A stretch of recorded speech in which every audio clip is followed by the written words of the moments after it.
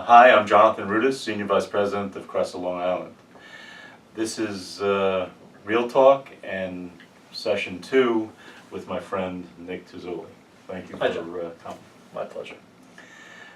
Nick, we talked last time a little bit about how to keep companies and create jobs in Long Island. Of course, I know that keeping jobs is the holy grail of economic development organizations like you. But one of the things that I found is a little unusual compared to many of the economic development administrations I've run into around the country is your ability to help landlords purchase buildings and then, of course, pass it on through. Sure. So pass it on to the tenants who would create the jobs. Okay, can you tell me a little bit about that program and how we can go out and, buy these buildings, make them more affordable? Yeah, absolutely. So in Nassau County, unlike some other areas in New York State, we're a very mature county. And by that I mean there's not a lot of open space to develop. So a lot of what we have to do is we have to look at the existing infrastructure and the existing properties that are on the market, the existing commercial properties, and see how can we use them better? And how can we help developers, property owners, landlords to use that inventory to attract new companies and add new jobs? And so we termed a phrase, we call it adaptive reuse, where we provide... I see you're taking credit for that, huh? Of course. Okay, good, I like that. Where we One of my favorite things. Where we provide incentives through the tax exemption powers I spoke about in our earlier session to landlords, developers, and property owners to help them rehabilitate properties so they can make them more attractive to potential tenants. So what are the qualifications for a building that's available for adaptive reuse incentives? Pulse. There are no, it's a very broad policy. We ask that the property owner / developer come in with a plan, a manageable plan of what they propose to do. We don't usually provide incentives on spec. We do expect and require some level of commitment from the property owner as to what they're going to do, and potentially some tenants investment in the property. Yeah. And then would tenants be eligible for additional incentives as well? I mean, let's say we take a hypothetical piece of property of 100,000 square feet. And no math, I promise. Thank you. Right? So I went to law school. So you incent a developer to come in and adaptively reuse right, a piece of property, and you create an incentive package, a pilot program, not reducing the taxes, right, but eliminating the increases. Right. That would happen. And then he finds a tenant. The tenant comes along and he says, "Well, I'm gonna, move out of town if you don't give me additional incentives." Is there any legislation or any issues on kind of double dipping for that?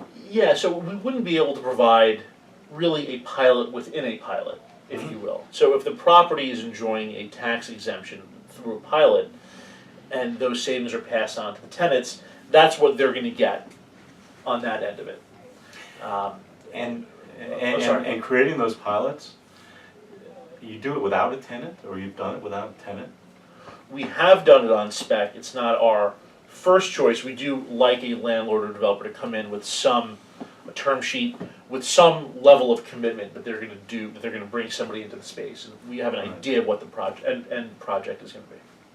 Yeah, we always like to have a term sheet, anchor tenant, all those kind of things, not only for you but for the bank, but it's not always possible. Of course. I think one of the most creative programs that I've heard of is this ability to take a vacant building and create this adaptive reuse type of program. Additionally, if a tenant is going to move into one of these properties and it's going to be the tenant's responsibility to outfit the space, the landlord is not going to do any of the fit out, we can provide our sales and use tax exemption power to that tenant to provide an exemption on furniture, fixtures, and equipment on the sales tax for that fit out, for that build out. So that one of the reasons that I wanted to talk to you is about this whole technology center concept that I guess I've become an expert on. But it's going to take more than just eliminating increases in taxes. It's going to take everybody working together, right, from the Regional Plan Association, who has certain grant money, right, to the IDA, to the state, etc. Will you be in a position to kind of shepherd that, or how do you coordinate all of these different possible? Absolutely, John, and that's what we pride ourselves on, is creating this environment where all of the stakeholders can get together and do get together to provide incentive packages to make us competitive with other states in the country and in the region. These types of global meetings do happen pretty frequently, Right. And it's something that I look forward to working on. Do you recommend that we sit down, at least initially, with your global group and present the concept? Absolutely, absolutely. Because I mean, that's good to know. That's one of the things that I certainly need help on. I've done lots of different incentive programs, frankly, all over North America, but every place is different, and you need some guidance. I don't want to leave $1 million on the table just because I'm not familiar with the local cost. That's a great point, John. And what we found is there's so much money out there, and money in terms of actual cash or rebates or incentives that people just don't know about. The government, not the county government, but the different utilities, the state and the federal government have all these great programs, but they keep them hidden. And we want to create access. Good, because that's a great.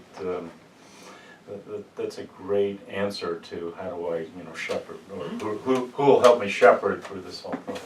So that's it for our session with Nick, right? I'm sure we'll have you back. My pleasure. Again. Thanks, John. Right, but thank you, sir. Absolutely.